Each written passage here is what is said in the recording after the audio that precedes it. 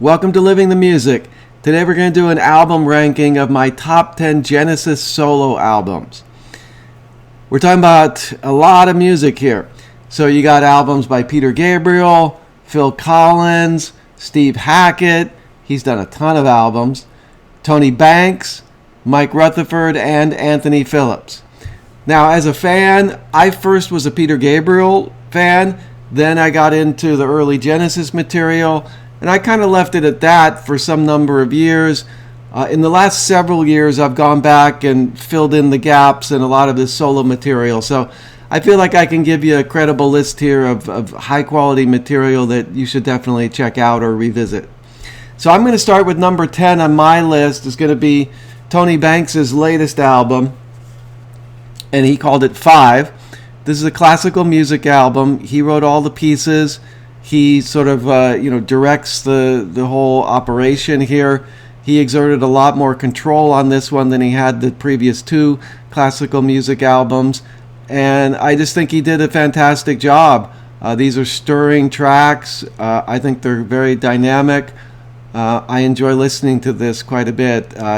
It's kind of nice sometimes, of course, to listen to instrumental music. You pay attention in a little bit different way, and I find this very enjoyable when I'm working on the computer or working around the house or even driving.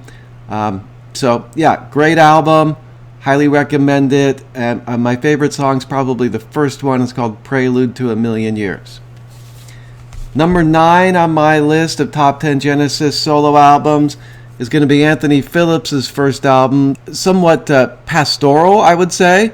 It's mellow, but really well done. He's got Phil singing a couple songs. Mike is very much involved as his partner on this album. They co-wrote a couple tunes. He plays bass and guitar, I think, on it. Anthony Phillips does a lot of instruments himself. There's not like a single track that I can point to on this one that particularly moves me, but it works as a whole album. I think you put this one on and you get sort of lost in the world that he's creating, and he does a really excellent job. Great songwriting here.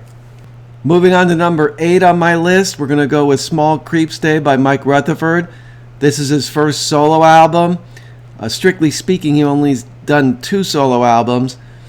The second one I don't really recommend very highly. He chose to do all the vocals on that one, and he just doesn't have a great voice. And also the songwriting is not very good.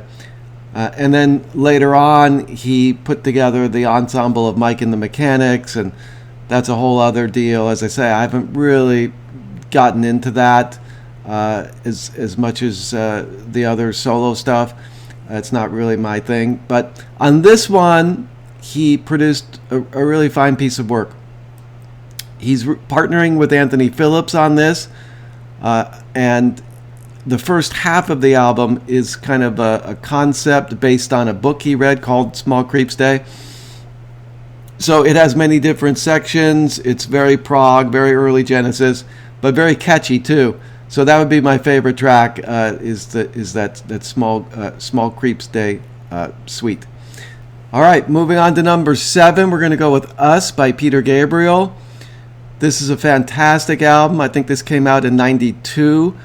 He waited quite a long time from his breakthrough So to deliver this one, but to me, it was a great return. It wasn't exactly what we expected, having fallen in love with So, but it's different. It's more mellow. It's warmer, more introspective. It's a lot about relationships and also your relationship with yourself. But always with Peter, you're going to get his fantastic, moving, soothing, powerful vocals. He's a great songwriter, great with lyrics. And I would say my favorite track on here is Secret World. Number 6, we're going to go with Phil's first album, Face Value. Definitely a classic. This is sort of a breakup album with his first wife, or they were estranged and somewhat breaking up, and somewhat he was hoping to get back with her. So there's a lot of emotion going on here. It's very direct. Great singing, just like with Peter's albums. You're going to get great singing on Phil's albums, and of course you get the great drumming as well. You got In the Air Tonight on here. This has a lot of different moods to it. He gets some R&B going with the horn section. He's got piano ballads. Apparently, he worked up most of this by himself using a drum machine and keyboards, and he was so taken with his demos, and he just put so much work into his demos that he didn't want to start all over again in the studio. So they used those demos as the basis of the album and just kind of built from there. So yeah, fantastic job by Phil, and this deluxe edition has another disc of live versions and outtakes, and this is really excellent. Number 5, we're going to go with Spectral Mornings by Steve Hackett. This came out, I think, in '79. This is probably a little bit of a surprising choice for Steve, but I just think he did a really nice job on this album. It opens with this classic Steve track called Every Day. It's really catchy, and it has this guitar lick in there, or guitar run, or whatever you call it, that's just like a super catchy melody to it. You want to just sing along, even though or hum along. It doesn't have words, but at that part. But yeah, just incredible. I love when he does this live nowadays. He'll do a dual guitar soloing with Amanda Lehman, and it's just killer. They just destroy it, and in a good way. But the rest of this album is also really nice. He's got different styles, from very mellow to more trying to be commercial at parts, and also very quirky, proggy, experimental. So I think he did a really nice job, and a particular favorite of mine. Number 4, we're going to go with So by Peter Gabriel. I did go through a burnout phase of this. I heard it so much back in the day. I loved it so much. I played it so often. And then, of course, it was all over the radio and MTV. But I've come back to it, and it's undeniable. It's just a fantastic album. Red Rain's got to be my favorite. That's probably my favorite Peter track. It vies with San Jacinto from his fourth album. This is very cool. It's got a very commercial sound to it. It's incredibly produced, I think, by Daniel Lanois, and they took their time on this, no doubt. And he was probably at his wit's end by the end of the process, but they were determined to make something lasting and powerful, and sure enough, they did. You got Don't Give Up here with Kate Bush duetting with Peter throughout. Fantastic vocals. You got Sledgehammer. You got Mercy Street, based on Anne Sexton's poem. Yeah, filled with fun, but also deep. Great album. Number 3, we're going to go with Voyage of the Acolyte by Steve. This is his first solo album. He made this when he was still a member of Genesis.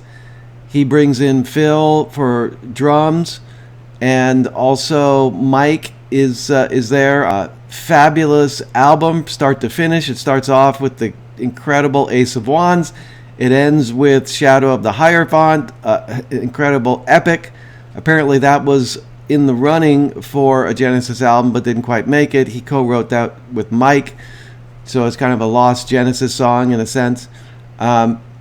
He really shows himself off here, both as a songwriter and as a world-class, stunning guitar player. Number 2, I'm going to go with A Curious Feeling by Tony Banks.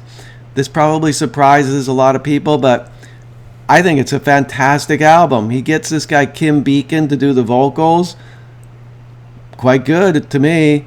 He's got Chester Thompson on drums. He's the touring drummer for a lot of Genesis. And Tony does, of course, all the keyboards, but he also does the guitar and the bass on this. I think this is quintessential Tony. Waters of Lethe, incredible. After the Lie, incredible. My favorite is For a While, which is just a simple little folky pop tune. I think this should have been a big hit. It's one of those tunes it's catchy, but it's also moving. Something about appreciating the moment, because it may not last.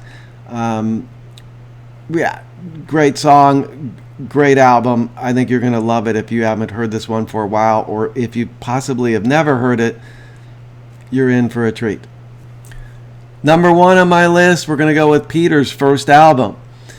Yeah, I mean, I love So, I love Us.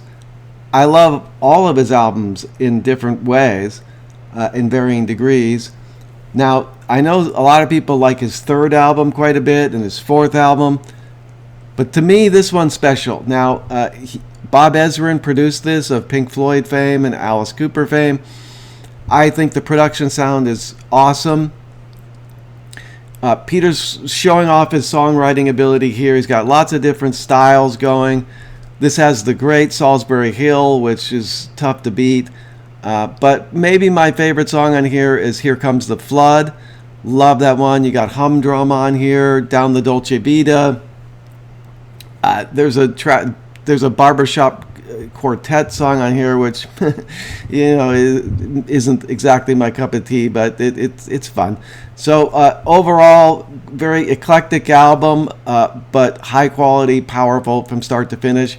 So that's my number 1 of all the Genesis material. Peter's first album, I want to say 1977 this came out. If you've made it this far in the video, do me a favor and hit subscribe. It'll only take you like 2 seconds. It's completely free. Give us a like, a thumbs up, and other than that, go listen to some Genesis solo material, enjoy yourself, and we'll see you in the next video. Take care.